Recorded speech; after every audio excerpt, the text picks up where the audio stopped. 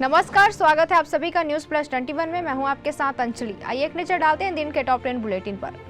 रायपुर में महिलाओं ने किया स्वर्ण नृत्य। राज्य स्थापना दिवस की दी बधाई, बोली अपनी संस्कृति पर गर्व और सम्मान करना चाहिए। छत्तीसगढ़ कांग्रेस के 17 ऐलान, इनमें 4 मुफ्त की योजनाएं। बीजेपी का भी 75,000 में मकान का दावा। घोषणा पत्र का इंतजार, लोग बोले रोजगार चाहिए। भारत बांग्लादेश के बीच 3 डेवलपमेंट प्रोजेक्ट का उद्घाटन। पीएम मोदी बोले 9 साल में हमने जितना काम किया वो कई दशकों में नहीं हुआ। आईफोन अलर्ट मैसेज मामले में एप्पल से पूछताछ संभव। पार्लियामेंट्री पैनल समन भेज सकता है। विपक्ष ने केंद्र पर फोन हैकिंग का आरोप लगाया। दिल्ली में धार्मिक स्थलों के पास नहीं बिकेगा मांस। मंदिर मस्जिद से 150 मीटर दूर खुलेगी मीट शॉप। नई लाइसेंस पॉलिसी को एमसीडी की मंजूरी।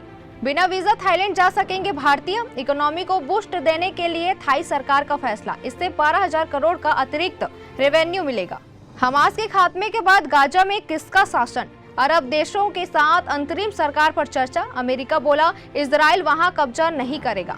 सरकार ने अक्टूबर में जीएसटी में 1.72 लाख करोड़ जुटाए, पिछले साल से 13% ज्यादा। लगातार 8वीं बार जीएसटी 1.5 लाख करोड़ से ऊपर।